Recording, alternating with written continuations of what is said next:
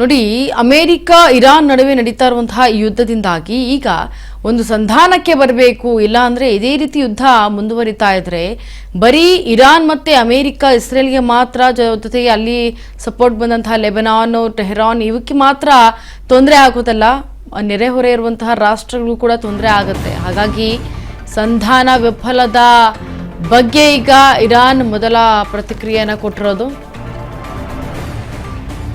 ಇಸ್ಲಾಮಾಬಾದ್ನಲ್ಲಿ ಸಂಧಾನ ಸಭೆ ಫೇಲ್ ಆಗಿದೆ. ಈಗ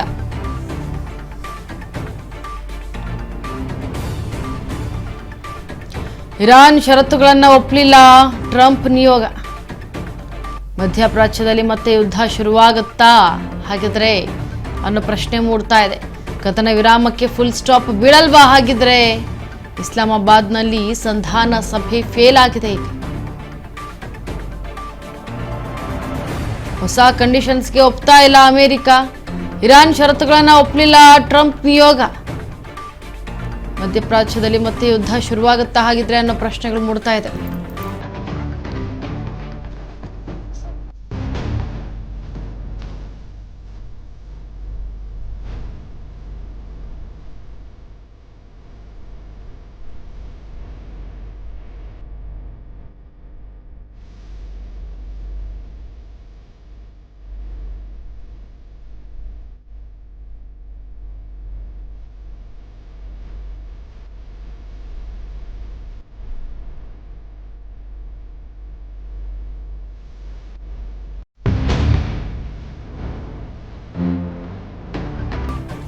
ನೋಡಿ, ಇರಾನ್ ಕೊಟ್ಟಂತಹ ಷರತ್ತುಗಳನ್ನು ಇತ್ತ ಅಮೆರಿಕ ಒಪ್ತಾ ಇಲ್ಲ, ಅಮೆರಿಕ ಹೇಳಿರುವಂತಹ ಷರತ್ತುಗಳಿಗೆ ಇತ್ತ ಇರಾನ್ ಕೂಡ ಒಪ್ತಾ ಇಲ್ಲ. ಹಾಗಾಗಿ ನೀವು ಯುದ್ಧ ವಿರಾಮವನ್ನು ಘೋಷಣೆ ಮಾಡಿ ಯುದ್ಧವನ್ನು ಮಾಡಿದ್ರಿ, ಈಗ ಸಂಧಾನವನ್ನು ಮಾತನಾಡೋದಕ್ಕೆ ಬಂದಿದ್ದೀರಿ, ಸಂಧಾನವನ್ನು ಮಾಡಿದ್ದೀರಿ. ಆದರೆ ನಾವು ಷರತ್ತುಗಳನ್ನು ಹಾಕ್ತಾರೆ, ಅದನ್ನು ನೀವು ಒಪ್ತಾ ಇಲ್ಲ. ಆದರೆ ನೀವು ಹಾಕಿರುವಂಥ ಷರತ್ತು ಅದನ್ನು ನಾವು ಒಪ್ಪೋದಿಲ್ಲ ಅಂತೇಳಿ ಈಗ ಇಬ್ಬರೂ ಕೂಡ ಅದೇ ರೀತಿ ನಿಂತಿರೋದ್ರಿಂದ ಈಗ ಮೂರನೇ ಸುತ್ತಿನ ಏನು ಒಂದು ಸಂಧಾನದ ಮಾತುಕತೆಯನ್ನು ನಡೆಸೋದಕ್ಕೆ ಮುಂದಾಗ್ತಾ ಇದ್ದಾರೆ. ಆದರೆ ಇಸ್ಲಾಮಾಬಾದ್ನಲ್ಲಿ ಇವತ್ತು ಮೂರನೇ ಸುತ್ತಿನ ಮಾತುಕತೆ ನಡೆಯುತ್ತೆ. ಆದರೆ ಮೂರನೇ ಸುತ್ತಿನ ಮಾತುಕತೆ ನಡೆಯೋಕ್ಕಿಂತ ಮುಂಚೆನೇ ಈಗ ಅಮೆರಿಕ ಒಂದು ಹೇಳಿಕೆಯನ್ನು ಕೊಟ್ಟಿರೋದು, ಒಂದು ಬೆದರಿಕೆಯನ್ನು ಕೊಟ್ಟಿರೋದು ಇರಾನ್ಗೆ. ಯಾಕೆಂತಂದರೆ ಟ್ರಂಪ್ ಅವರು ಹೇಳ್ತಾರೆ, ಈಗ ಮಧ್ಯಪ್ರಾಚ್ಯದಲ್ಲಿ ಯುದ್ಧ ನಡೀತಾ ಇರೋದ್ರಿಂದ ಇರಾನ್ ನಮ್ಮ ಷರತ್ತುಬದ್ಧಗಳನ್ನು ಒಪ್ಕೊಳ್ತಾ ಇಲ್ಲ.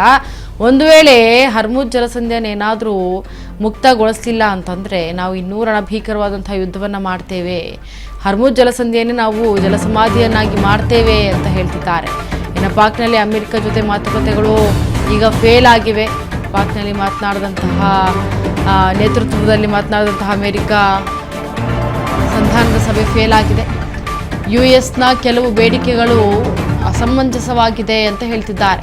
ಮತ್ತೊಂದು ಸುತ್ತಿನ ಮಾತುಕತೆ ನಡೆಯಲಿದೆ. ಈಗ ತಮ್ಮ ಭಿನ್ನಾಭಿಪ್ರಾಯ ಪರಿಹರಿಸಲು ಈಗ ಪ್ರಯತ್ನಿಸ್ತಾ ಇದ್ದಾರೆ.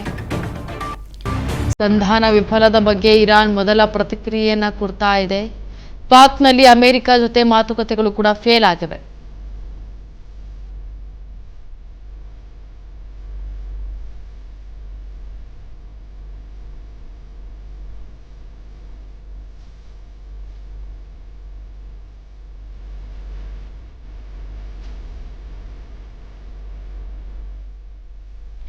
ನೋಡಿ, ಈಗ ಏನು ಅಮೆರಿಕ ಮತ್ತು ಇರಾನ್ ನಡುವೆ ನಡೀತಾ ಇರುವಂತಹ ಈ ಒಂದು ಯುದ್ಧ ಸಂಘರ್ಷವನ್ನು ನಿಲ್ಲಿಸಬೇಕು, ಇಲ್ಲ ಅಂತಂದರೆ ನೆರೆಹೊರೆ ರಾಷ್ಟ್ರಗಳು ಕೂಡ ತೊಂದರೆ ಆಗುತ್ತೆ, ಇದು ಜಾಗತಿಕ ಮಟ್ಟದಲ್ಲಿ ತೊಂದರೆ ಆಗ್ತಾ ಇದೆ ಅಂತೇಳಿ ಈಗ ಪಾಕಿಸ್ತಾನದ ಪ್ರಧಾನಿ ಶಹಬಾಜ್ ಎಂಟ್ರಿ ಕೊಟ್ಟು ಮಧ್ಯಸ್ಥಿಕೆಯನ್ನು ವಹಿಸಿದ್ದಾರೆ.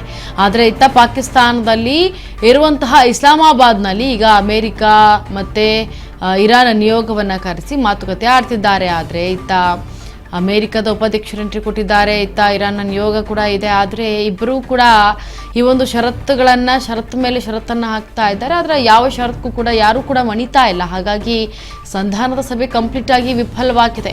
ಸೊ ಈ ಏನು 2 ಸುತ್ತಿನ ಸಂಧಾನ ಸಭೆಯನ್ನು ನಡೆಸಿದ್ದಾರೆ, ಈ 2 ಸುತ್ತಿನ ಸಂಧಾನ ಸಭೆಯಲ್ಲಿ 21 ಗಂಟೆಗಳ ಕಾಲ ಕೂತು ಮಾತನಾಡಿದ್ದಾರೆ, ಚರ್ಚೆಯನ್ನು ಆಡಿದ್ದಾರೆ. ಪರ ವಿರೋಧ ಮಾತುಗಳು ಬಂದಿದೆ, ಇನ್ನು ವಾದಗಳು ಬಂದಿದೆ. ಎಲ್ಲವನ್ನೂ ಕೂಡ ಗಮನಿಸಿದ ನಂತರ ಈಗ ಮೂರನೇ ಸುತ್ತಿನ ಅಭಿಪ್ರಾಯವನ್ನು ತಿಳ್ಕೊಂಡು ಯಾವ ರೀತಿ ಡಿಸಿಷನ್ ತೆಗೆದುಕೊಳ್ತಾರೆ ಅನ್ನೋದನ್ನು ಕಾದು ನೋಡಬೇಕಾಗತ್ತೆ. ಆದರೆ ಈ ಒಂದು ಮೂರನೇ ಸುತ್ತಿನಲ್ಲೂ ಕೂಡ ಏನಾದರೂ ಮಾತುಕತೆ ಫೇಲ್ ಆದರೆ ಯುದ್ಧ ನಿಲ್ಲಲ್ಲ, ಯುದ್ಧ ಮುಂದುವರಿಯುತ್ತೆ, ಅದಿನ್ನೂ ಕೂಡ ರಣಭೀಕರವಾಗಿರುತ್ತೆ. ನಾನು ಹರ್ಮುಜ್ ಜಲಸಂಧಿಯನ್ನೇ ನಾನು ಜಲಸಮಾಧಿ ಮಾಡ್ತೀನಿ ಅಂತೇಳಿ ಒಂದು ಕಡೆ ಟ್ರಂಪ್ ಹೇಳಿಕೆ ಕೊಟ್ಟಿರೋದು. ಆದರೆ ಮೂರನೇ ಸುತ್ತಿನ ಈ ಸಂಧಾನದ ಪಂಚಾಯಿತಿಯಲ್ಲಿ ಒಂದು ವೇಳೆ ಇರಾನ್ ಏನಾದರೂ ಒಪ್ಪದೆ ಹೋದರೆ ಮುಂದೆ ಯಾವ ರೀತಿಯಾದಂತಹ ಇನ್ನೂ ಘೋರವಾದಂತಹ ಈ ಒಂದು ಯುದ್ಧಗಳು ನಡೆಯುತ್ತಾ ಇಲ್ವಾ, ಏನು ನಡೆಯುತ್ತೆ ಅನ್ನೋದು ಈ ಮೂರನೇ ಸಂಧಾನದ ಮಾತುಕತೆ ಮೇಲೆ ನಿಲ್ಲುತ್ತೆ.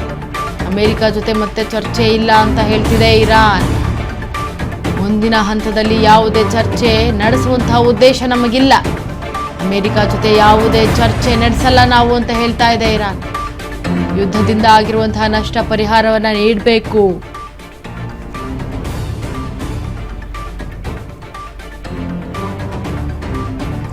ನೋಡಿ, ನಷ್ಟ ಪರಿಹಾರದ ವಿಚಾರದಲ್ಲಿ ಯಾವುದೇ ರಾಜೀನಾಮೆ ಆಗೋದಿಲ್ಲ. ಅಮೆರಿಕ ದಾಳಿಯಿಂದಾಗಿರುವಂತಹ ಹಾನಿ ಬಗ್ಗೆ ಈಗ ಇರಾನ್ ಸ್ಪಷ್ಟನೆ ಪಡಿಸಿದೆ.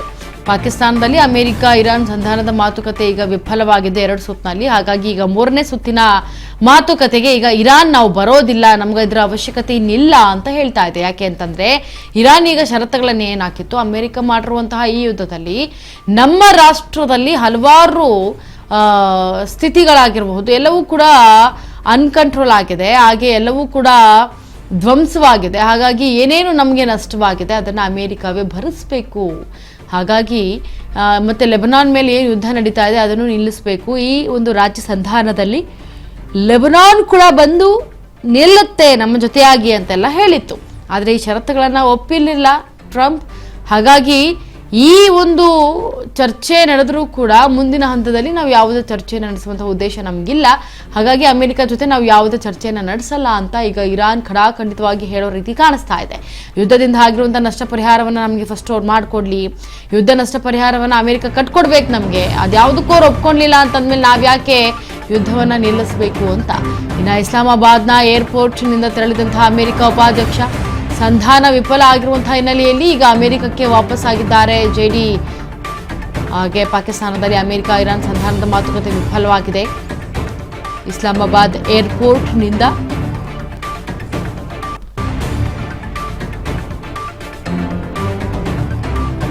ಇದು ಯಾವುದೂ ನಡೆಯೋದಿಲ್ಲ ಅಂತ ಹೇಳಿ ವಾಪಸ್ ಆಗಿದ್ದಾರೆ.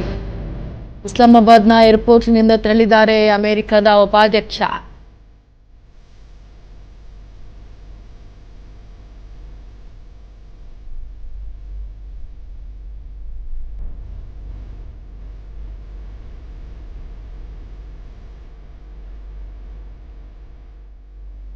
ಮಧ್ಯಪ್ರಾಚ್ಯದಲ್ಲಿ ನಡೀತಾ ಇರುವಂತಹ ಯುದ್ಧದಿಂದಾಗಿ ಈಗ ಇಷ್ಟೆಲ್ಲ ಅವಾಂತರಗಳು ಸೃಷ್ಟಿ ಆದಮೇಲೆ ಇನ್ಯಾಕೆ ಮುಂದಕ್ಕೆ ಹೋಗೋದು ಅಂತೇಳಿ ಇನ್ನು ಮತ್ತೊಂದು ಕಡೆ ಅಮೆರಿಕವೂ ಕೂಡ ಒಂದು ರೀತಿ ಟೆನ್ಷನ್ಸ್ ಇದೆ.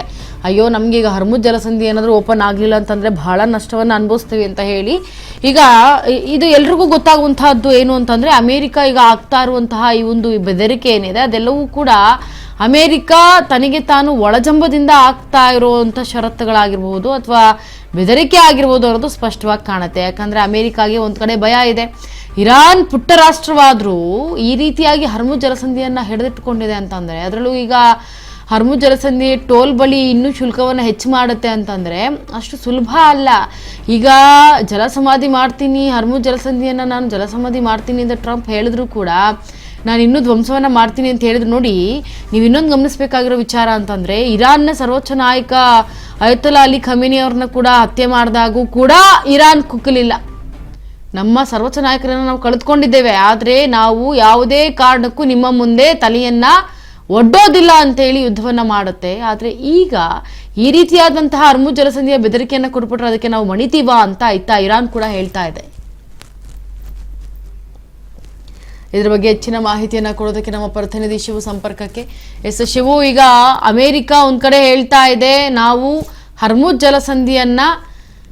ಜಲಸಮಾಧಿಯನ್ನಾಗಿ ಮಾಡ್ತೀವಿ, ನಮ್ಮ ಮತ್ತೊಂದು ಕಡೆ ಇರಾನ್ ಹೇಳುತ್ತೆ ನೀವು ಯಾವುದೇ ಏನೇ ಬೆದರಿಕೆ ಹಾಕಿದ್ರು ನಾವು ಅದಕ್ಕೆ ಒಪ್ಪೋದಿಲ್ಲ.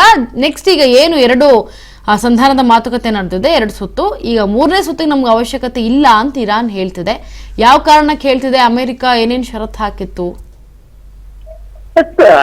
ಇಂತರ ಅಮೆರಿಕ ಬಹಳ ಮುಖ್ಯವಾಗಿ ಅವರು ಹೇಳಿದಂತ ಷರತ್ತುಗಳಲ್ಲಿ ಹರ್ಮುಜ್ ಜಲಸಂಧಿಯನ್ನ ನೀವು ಈ ಕೂಡಲೇ ಮುಕ್ತ ಮಾಡಬೇಕು, ಅಲ್ಲಿ ಓಡಾಟ ಮಾಡುವಂತ ಹಡಗುಗಳೇನಿದಾವೆ ಎಂದಿನಂತೆ ಓಡಾಟ ಮಾಡೋದಕ್ಕೆ ಬಿಡ್ಬೇಕು, ನೀವು ಅದ್ರ ಮೇಲೆ ನಮ್ಮ ಹಿಡಿತಾ ಇದೆ ಅನ್ನುವಂಥದ್ದನ್ನ ಹೇಳಕ್ ಹೋಗ್ಬಾರ್ದು, ಶುಲ್ಕ ವಸೂಲಿನೂ ಮಾಡಬಾರ್ದು. ಸೊ ಇಮಿಡಿಯೇಟ್ ಆಗಿ ಹರ್ಮುಜ್ ಜಲಸಂಧಿಯನ್ನ ಇಡೀ ಜಗತ್ತಿಗೆ 20% ಅಷ್ಟು ತೈಲವನ್ನ ಸಪ್ಲೈ ಮಾಡುವಂತ ಹಾರ್ಮುಜ್ ಜಲಸಂಧಿಯನ್ನ ಬಿಡುಗಡೆ ಮಾಡಬೇಕು ಅಂತ ಹೇಳಿ ಹೇಳ್ತಾ ಇತ್ತು. ಯಾಕೆ ಅಂತ ಹೇಳಿ ಹೇಳಿದ್ರೆ, ಯಾವಾಗ ಯುದ್ಧ ಶುರು ಮಾಡಿದ ಕೂಡಲೇ ಇರಾನ್ ಹಾರ್ಮುಜ್ ಜಲಸಂಧಿಯನ್ನ ಬಂದ್ ಮಾಡಿದಾಗ ಇಡೀ ಜಗತ್ತು, ಅಲ್ಲಿವರೆಗೂ ಕೂಡ ಜಗತ್ತು ಒಂದ್ ರೀತಿಯಲ್ಲಿ ಅವ್ರಿಗೆ ನಡೆಯುವಂತ ಯುದ್ಧ ಇದು ಅನ್ನೋ ರೀತಿಯಲ್ಲಿ ವರ್ತನೆ ಮಾಡ್ತಾ ಇತ್ತು. ಆದ್ರೆ ಹಾರ್ಮುಜ್ ಜಲಸಂಧಿ ಆದ ಕೂಡ್ಲೇನೆ ಇಡೀ ಜಗತ್ತಿನ ಬೇರೆ ಬೇರೆ ಯಾವ್ಯಾವ ರಾಷ್ಟ್ರಗಳಿಗೆ ಅಲ್ಲಿಂದ ತೈಲ ಸಪ್ಲೈ ಆಗ್ತಾ ಇತ್ತು, ಅದೆಲ್ಲರಿಗೂ ಕೂಡ ಉಸಿರುಗಟ್ಟೋದಕ್ಕೆ ಶುರುವಾಗಿತ್ತು. ಆ ಉಸಿರುಗಟ್ಟೋದಕ್ಕೆ ಶುರುವಾಗಿದ ತಕ್ಷಣನೇ ಅಮೆರಿಕದ ಮೇಲೆ ಒತ್ತಡ ಇರೋದಕ್ಕೆ ಶುರು ಮಾಡಿದ್ರು. ಕೆನಡಾ, ಫ್ರಾನ್ಸ್ ಇವರೆಲ್ಲರೂ ಕೂಡ ಹೇಳಿಕೆಗಳನ್ನು ಕೊಡೋದಕ್ಕೆ ಶುರು ಮಾಡಿದ್ರು. ಯುದ್ಧವನ್ನ ನಿಲ್ಲಿಸಿ ಅನ್ನುವಂಥದ್ದನ್ನ ಹೇಳಿಕೆ ಶುರು ಮಾಡಿದ್ರು.